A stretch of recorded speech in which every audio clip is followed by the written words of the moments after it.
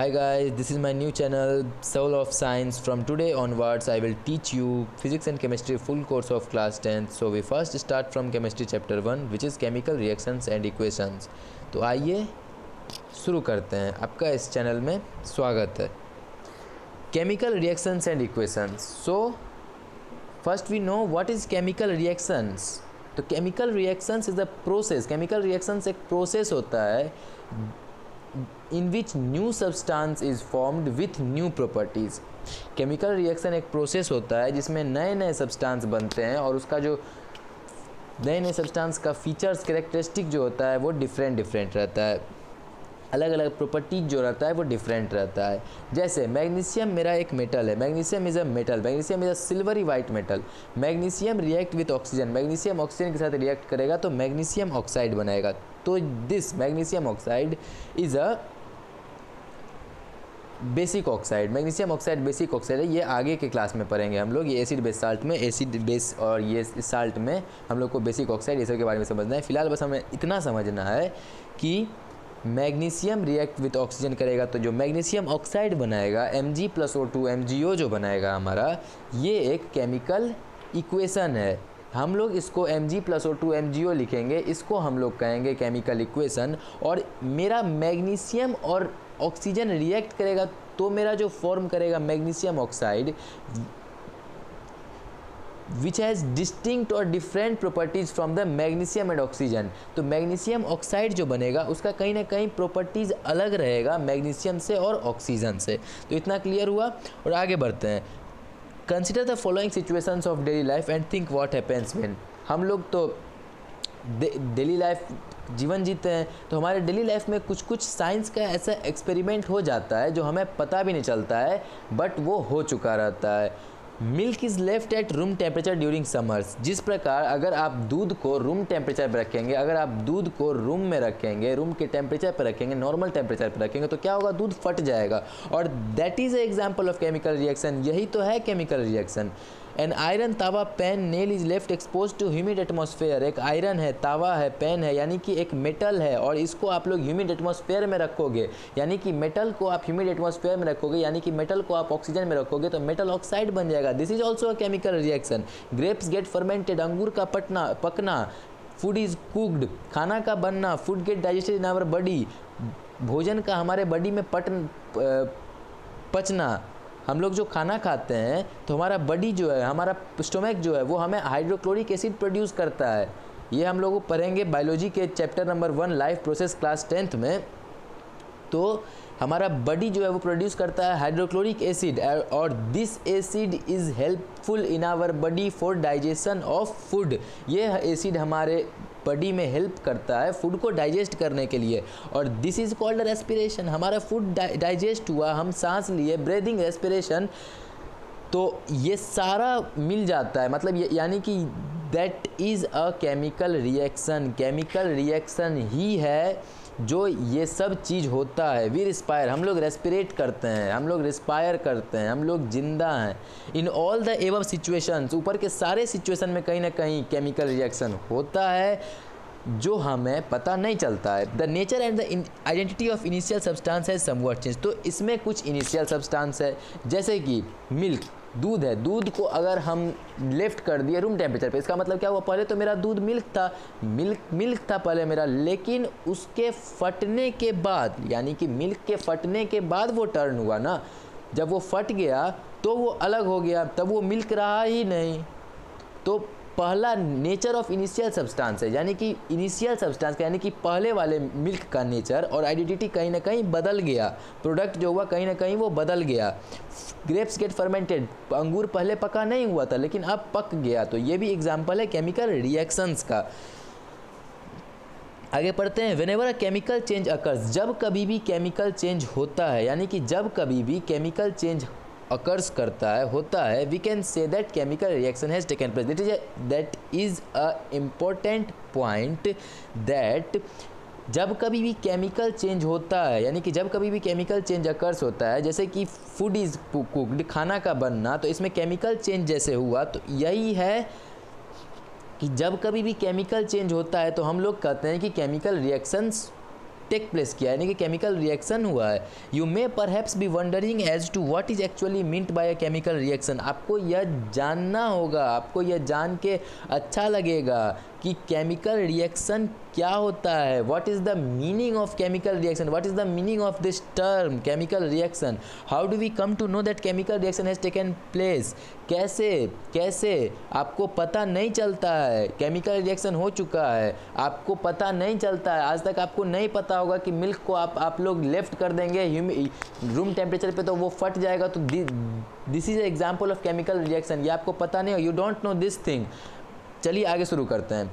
Late us perform some activities to find the answers to this question. तो हम लोग कुछ एक्टिविटी करेंगे और उससे समझेंगे कि कैसे केमिकल रिएक्शंस टेक प्लेस होता है, केमिकल रिएक्शंस कैसे होता है। आगे चलिए पढ़ते हैं।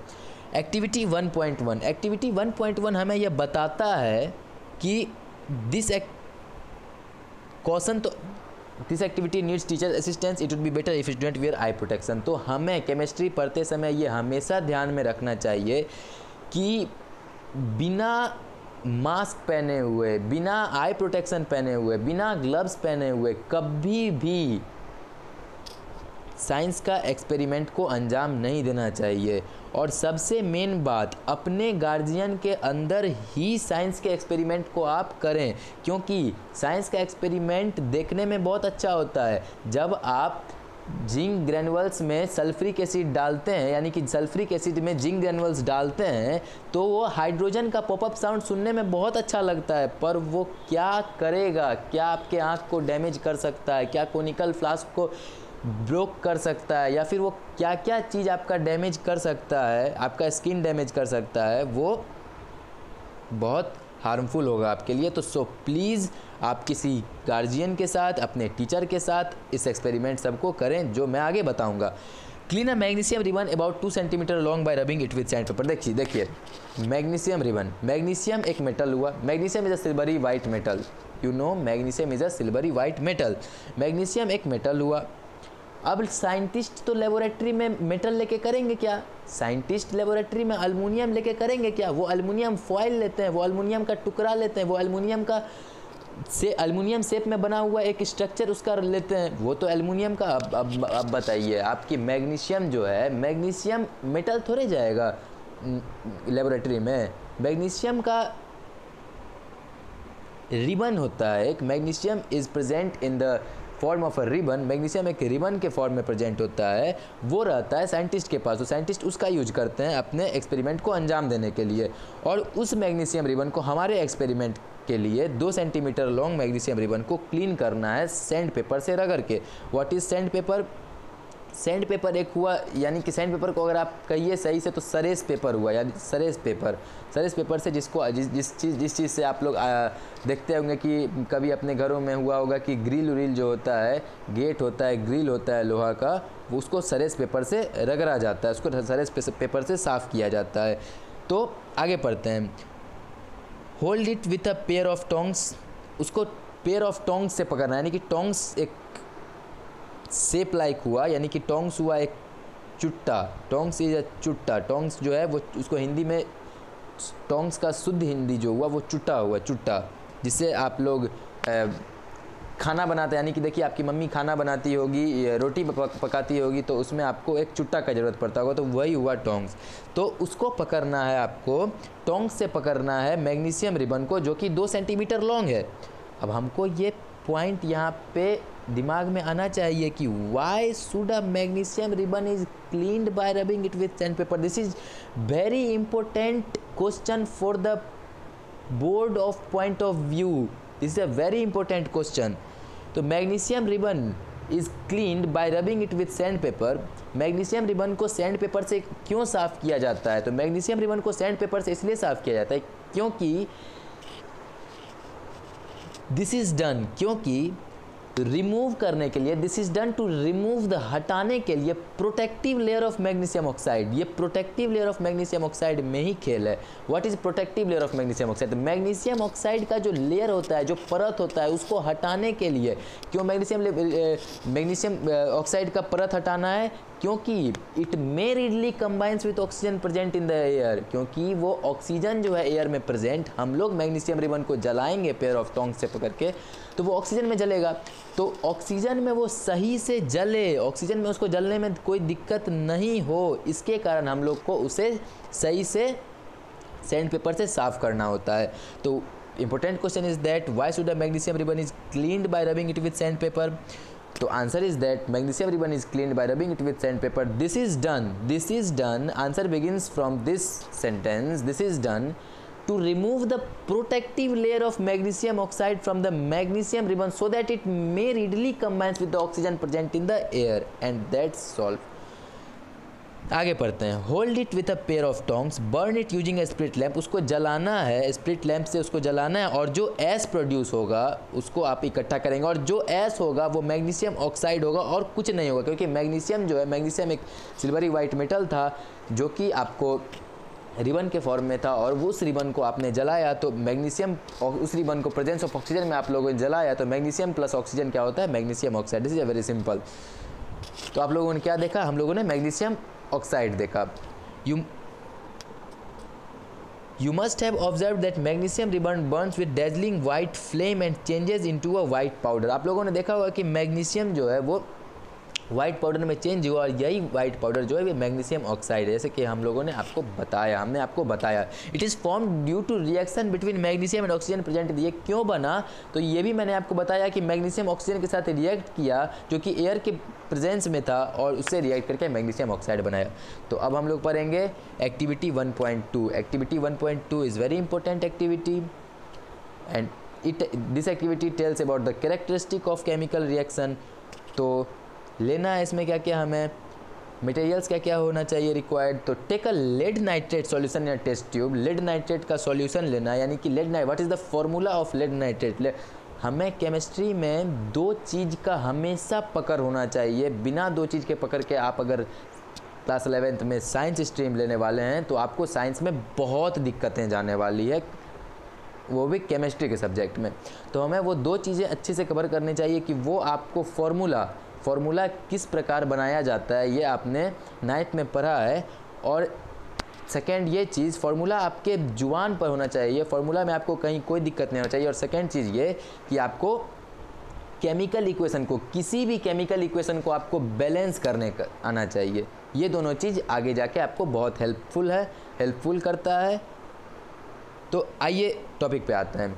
Take lead nitrate solution and test tube. Lead nitrate solution लेना है, PbNO3 होल ट्वाइस लेना है टेस्ट ट्यूब में, और उसमें पोटासियम आयोडाइड सॉल्यूशन ऐड करना है। लेड नाइट्रेट लेना है और उसमें पोटासियम आयोडाइड सॉल्यूशन ऐड करना है, यानी कि PbNO3 whole twice plus Ki potassium iodide solution इसमें ऐड करना है। तो हम लोग को जो प्रोडक्ट आएगा यहाँ पे, बस ट्विस्ट यही है, twist is here that product जो आएगा हमारा potassium iodide plus lead nitrate का जो प्रोडक्ट आएगा, जो रिजल्ट आएगा रिएक्शन होके जो उत्पन्न होगा, वो जो होगा वो yellow precipitate of lead iodide, PbI, yellow precipitate होगा इसका फॉर्म। तो this is a important question for the examination point of view that lead nitrate react with potassium iodide to form what is formed between the reaction of this, what do you observe? क्या देखने को मिलेगा? तो यही yellow precipitate देखने को मिलेगा, और यही है केमिकल रिएक्शन का कैरेक्टरिस्टिक्स। अब आइए पढ़ते हैं हम लोग आगे। एक्टिविटी 1.3 क्या करता है? तो activity 1.3 says that take a few pieces of zinc granules in a conical flask और टेस्ट ट्यूब। कुछ पीस लीजिए जिंक ग्रैनुअल्स का। Zinc granules, what is the meaning of this term zinc granules? Zinc granules यानी कि zinc एक metal है। Zinc metal जैसे कि हम लोग मैग्नीशियम प्रेजेंट था, मैग्नीशियम में silvery white metal and it is present in the form of ribbon. तो उसी प्रकार जिंक ग्रैनुअल्स है। तो जिंक जो है वो अपने में जो मेटल है वो ग्रैनुअल्स के फॉर्म में प्रेजेंट है, यानी कि वो छोटे छोटे पीसेज के फॉर्म में प्रेजेंट है। तो ये जिंक ग्रैनुअल्स के पीसेज को हमको लेना है और क्या करना है, और उसको कोनिकल फ्लास्क में रख देना है कुछ पीस को। ऐड डाइल्यूट हाइड्रोक्लोरिक एसिड और सल्फ्यूरिक एसिड टू दिस। और उस पीसेज में क्या करना है हमको, जिंक ग्रेनुअल्स का पीस लिए छोटा छोटा, उसमें हाइड्रोक्लोरिक एसिड या फिर दोनों में से कोई एक एसिड, दोनों एसिड ऐड नहीं करना है, एंड दिया हुआ है या फिर और दिया हुआ है, दोनों का अलग मतलब होता है। और मीन्स हुआ दोनों में से कोई एक। ऐड डाइल्यूट हाइड्रोक्लोरिक एसिड और sulphuric acid. Dilute hydrochloric acid को ऐड करना है हमको कोनिकल फ्लास्क में, जिसमें किसका कौन प्रेजेंट है, तो जिंक ग्रेनुअल्स प्रेजेंट है। और Zn plus H2SO4 zinc plus sulphuric acid add करेंगे तो व्हाट डू यू ऑब्जर्व, आप लोगों को क्या दिखेगा। और क्या ये पूछ रहा है, टच द कोनिकल फ्लास्क और टेस्ट ट्यूब। कोनिकल फ्लास्क को टच करना है टेस्ट ट्यूब को, और उसमें कोई भी चेंज है क्या, उसमें उसके टेम्परेचर में कोई भी चेंज है क्या, तो वही देख के बताना है। तो आगे चलिए। फ्रॉम द एबव 3 एक्टिविटीज़, शुरुआत के 3 एक्टिविटीज़ के अनुसार, एक्टिविटी 1.1 में हम लोगों ने पढ़ा किस प्रकार मैग्नीशियम रिबन एयर के साथ, ऑक्सीजन, एयर मत मीन्स ऑक्सीजन, किस प्रकार मैग्नीशियम रिबन ऑक्सीजन के साथ रिएक्ट करता है। सेकंड एक्टिविटी में हम लोग पढ़ा कि किस प्रकार लेड नाइट्रेट पोटेशियम आयोडाइड के साथ रिएक्ट करता है। और एक्टिविटी 1.3 में हम लोग पढ़ रहे हैं कि किस प्रकार जिंक ग्रैनुअल्स हाइड्रोक्लोरिक एसिड के साथ रिएक्ट किया Zn प्लस HCl, और किस प्रकार उसने जिंक क्लोराइड बनाया और हाइड्रोजन गैस पॉपअप हुआ, प्रोडक्ट में हाइड्रोजन गैस निकला, प्रोडक्ट में हाइड्रोजन गैस पॉपअप हुआ। हाइड्रोजन गैस निकलता है तो बस एक ही साउंड उत्पन्न होता है, एक ही साउंड निकलता है, एक ही साउंड प्रोड्यूस होता है, जो कि पॉपअप साउंड होता है। तो आपसे कभी भी कोई पूछे कि कौन सा ऐसा गैस है जो पॉपअप साउंड प्रोड्यूस करता है, तो उसका नाम होगा hydrogen. This is a important question. तो चलिए आगे शुरू करते हैं कि क्या, अच्छा, जिंक प्लस HCl यानी कि zinc plus sulphuric acid, sorry zinc plus Zn plus H2SO4, zinc plus sulphuric acid मैंने लिया, तो इससे क्या होगा कि हमारा कोनिकल फ्लास्क जो है, यानी कि हमारा जो फ्लास्क है, यानी कि हमारा जो टेस्ट ट्यूब है, वो क्या होगा, वो गर्म हो जाएगा, उसका टेम्परेचर बदल जाएगा, उसका टेम्परेचर में हीट आ जाएगा। ऐसा क्यों होगा, तो हम लोग आगे पढ़ते हैं। From the above 3 activities, we can say that any of the following observation help us to determine whether a chemical reaction has taken place. तो ऊपर के तीनों एक्टिविटी में से किसी भी एक्टिविटी में, सारा एक्टिविटी में हम लोग को बताया गया है कि कैसे केमिकल रिएक्शन टेक्स प्लेस, यानी कैसे केमिकल रिएक्शन हुआ। अब आगे हम लोग पढ़ते हैं कि what are the characteristic of chemical reaction, what are the features of chemical reaction। तो केमिकल रिएक्शंस का क्या क्या कैरेक्टरिस्टिक है। पहला कैरेक्टरिस्टिक केमिकल रिएक्शंस का ये है कि chemical reactions, so the first characteristic of chemical reaction is evolution of gas। evolution of gas, what is evolution of gas? evolution of gas का क्या मतलब हुआ, जैसे Zn plus H2SO4 zinc plus hydrochloric, sorry zinc plus sulphuric acid जो था Zn plus H2SO4, तो zinc sulphate plus hydrogen gas popup हुआ। तो यही है इवोल्यूशन ऑफ गैस, गैस निकला, हाइड्रोजन गैस निकला। तो this is A example of evolution of gas. This equation that zinc react with sulfuric acid to form zinc sulfate and hydrogen, this reaction or this equation is an example of evolution of gas, which is characteristic of chemical reaction. Second characteristic of chemical reaction is formation of precipitate।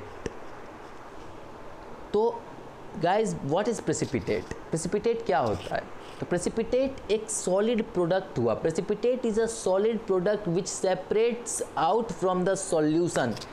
ज़रा सोचिए कि जब solution हो जाता है, यानी कि जब सॉल्यूशन बन जाता है, तो कुछ सॉलिड प्रोडक्ट होता है जो कोनिकल फ्लास्क के नीचे दबा हुआ है, यानी कि नीचे रह जाता है, वो मिल नहीं पाता है। जिस प्रकार चीनी को आप पानी में मिलाते हैं तो उसका कुछ कण जो होता है वो नहीं मिल पाता है, उसी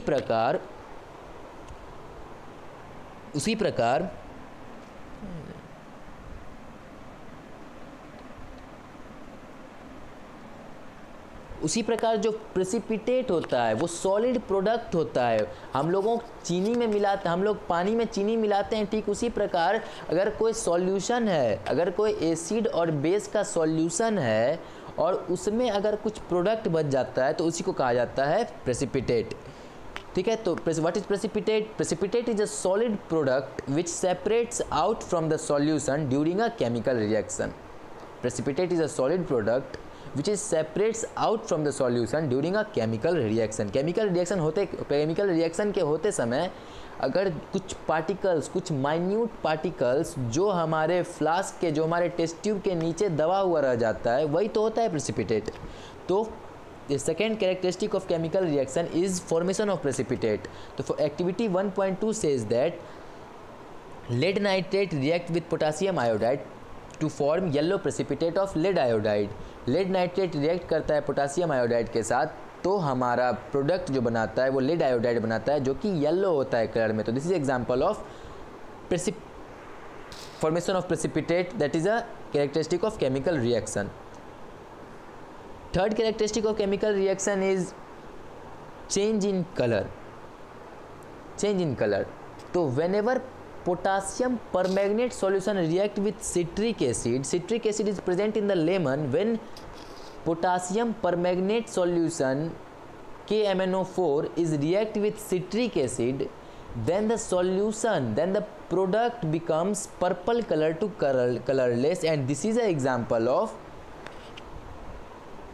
change in color which is a characteristic of chemical reaction. इसका मतलब ये हुआ कि पोटासियम परमैंगनेट जब रिएक्ट करेगा सिट्रिक एसिड के साथ, पोटासियम परमैंगनेट जब सिट्रिक एसिड के साथ रिएक्ट करेगा तो सॉल्यूशन जो होगा, solution becomes purple colour to colourless, solution purple colour से कलरलेस हो जाएगा। और नेक्स्ट ये है हमारा चेंज इन टेम्परेचर। टेम्परेचर में कैसा चेंज होता है? तो activity 1.3 says that zinc granules react with hydrochloric acid. जैसे जिंक ग्रैनुअल्स हाइड्रोक्लोरिक एसिड के साथ रिएक्ट किया, Zn प्लस HCl हुआ, ZnCl2 प्लस H2 हुआ, तो इस रिएक्शन में मेरा हीट उत्पन्न हुआ, इस रिएक्शन में मेरा हीट इज प्रोड्यूस्ड हुआ, हीट प्रोड्यूस्ड हुआ। और यही तो है हमारा characteristic of chemical reaction which is change in temperature. और at last characteristic of chemical reaction is change in state. The combustion reaction of candle wax is characterized by change in state from solid to liquid and gas. जो combustion reaction होता है, जो wax candle जो होता है वो पिघलता है, solid होता है, उससे लिक्विड होता है, फिर गैस बनता है। तो वो जो पिघलता है, उसके पिघलने के क्रियाक्रम को हम लोग बोलते हैं characteristic of chemical reaction which is change in state.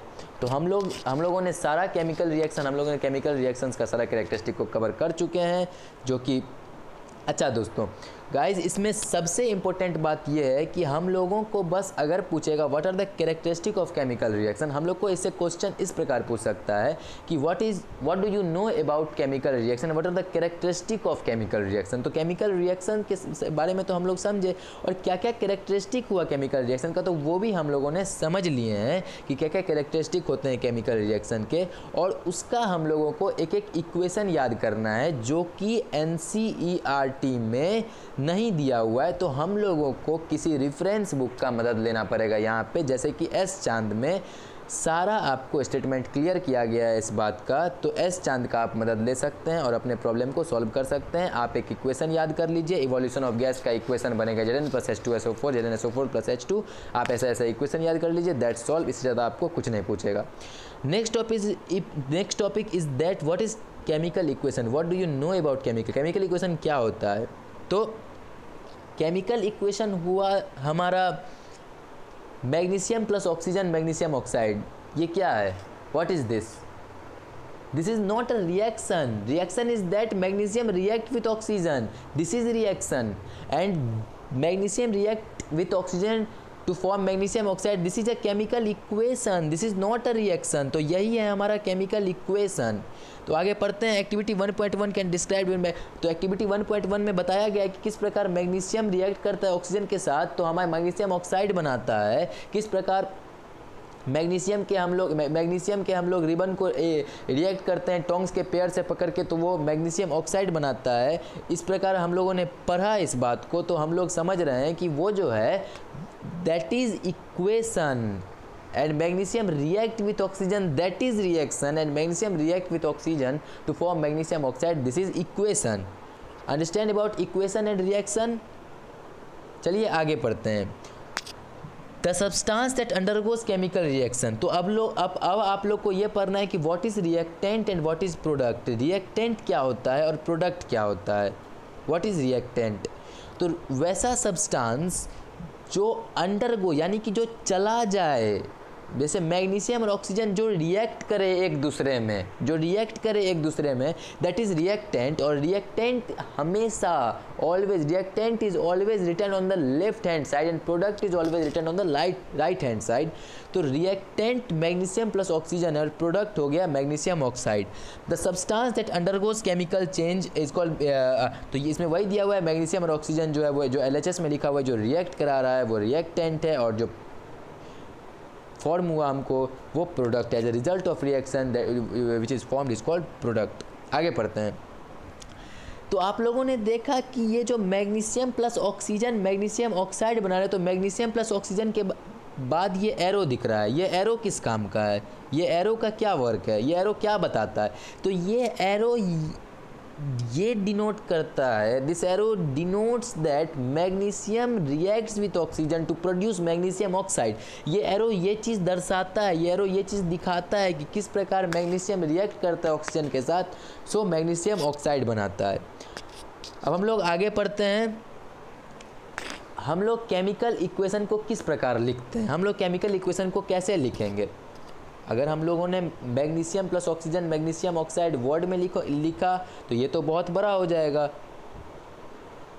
Time लगेगा इसमें, it takes lot of time, but this is not a good way. Good way हमारा ये रहता है कि मैग्नीशियम Mg हम लोग उसका फॉर्मूला लिखें, हम लोग उसका साइन लिखें। That's why I will tell you back that's why I will tell that formula is the base of chemistry. Formula is the base of chemistry. अगर आपको फॉर्मूला नहीं आता है आप केमिस्ट्री में नहीं कर सकते हैं, आपको केमिस्ट्री में नहीं हो पाएगा। फुल प्रैक्टिस कीजिए फॉर्मूला का, आपको फॉर्मूला याद होगा। पूरी प्रैक्टिस कीजिए, practice makes a man perfect. आप प्रैक्टिस कीजिए, फॉर्मूला याद होगा, आप नंबर ला सकते हैं। तो केमिकल इक्वेशन को लिखना, जैसे कि मैंने बताया कि केमिकल इक्वेशन को वर्ड इक्वेशन में लिखना बहुत बड़ा हो जाएगा, बहुत लेंथी होगा, it takes lot of time. तो इसीलिए हमारे साइंटिस्ट ने कुछ तरीका बताया, कुछ नुस्खा बताया कि हमारा टाइम कैसे बचे। तो हम लोग को उसको फॉर्मूला में कन्वर्ट करना रहता है। Chemical equation represent chemical reaction, तो ये हम लोग पीछे भी पढ़े हुए थे। केमिकल इक्वेशन जो है वो केमिकल रिएक्शन को रिप्रेजेंट करता है। तो मैग्नीशियम किस प्रकार ऑक्सीजन के साथ रिएक्ट करेगा और मैग्नीशियम ऑक्साइड बनाएगा ये भी हम लोगों ने पढ़ा, बट हमको देखना इसमें है कि केमिकल इक्वेशन कैसे लिखा जाता है। तो मैग्नीशियम का हम लोग फॉर्मूला लिखेंगे Mg + O2 MgO, ये हमें लिखना पड़ेगा। तो इसमें अब हम लोग पढ़ेंगे कि कैसे एक इक्वेशन को बैलेंस किया जाता है, कैसे एक इक्वेशन को बैलेंस किया जाता है। This is the basic of chemistry, this is the basics of chemistry that how equation is balanced. ये बेसिक है केमिस्ट्री का कि इक्वेशन कैसे बैलेंस्ड होता है। और जो equation, this is a very important thing, you note this, that जो केमिकल इक्वेशन बैलेंस्ड नहीं रहता है उसको हम अनबैलेंस्ड केमिकल इक्वेशन कहते हैं। जो इक्वेशन बैलेंस्ड नहीं रहता है उसको हम अनबैलेंस्ड केमिकल इक्वेशन कहते हैं। बट लेकिन ट्विस्ट का यहाँ ये पॉइंट है कि अनबैलेंस्ड केमिकल इक्वेशन का दूसरा नाम है skeletal chemical equation, that is given in your NCERT book. That is the more important thing, that skeletal chemical equation is also called as unbalanced chemical equation। तो हम लोगों ने आज सीखा कि क्या होता है केमिकल रिएक्शन का कैरेक्टरिस्टिक्स क्या क्या होता है, केमिकल इक्वेशन क्या क्या होता है, और केमिकल इक्वेशन को हम लोग शॉर्ट वे में, शॉर्ट ट्रिक में लिख कैसे सकते हैं। तो उसके फार्मूला की मदद से लिख सकते हैं। जैसे कैल्शियम है, कैल्शियम आप लोग वर्ड में लिखेंगे CalCium + OXyGen is equal to calcium CalCium OXide। इसमें लिखने में it takes lot of time, but you are perfect boy, you are a, मतलब आप, अब हम लोग 10th क्लास में गए, हम लोग को सिंसियर होना चाहिए इस बात पे कि हम लोगों को अपना समय बचाना है, हम लोग को अपना समय बचाते हुए अपना काम करना है। तो आज के लिए दोस्तों सिर्फ इतना ही, मिलते हैं इसके नेक्स्ट पार्ट के साथ कल। तब तक के लिए सुरक्षित रहिए, स्टे होम, स्टे सेफ। अगर आपको यह वीडियो अच्छा लगा हो तो प्लीज़ मेरे चैनल को लाइक, शेयर एंड सब्सक्राइब ज़रूर करें। If you want this video then please like, share and subscribe this video. Thanks and have a nice day. Thank you.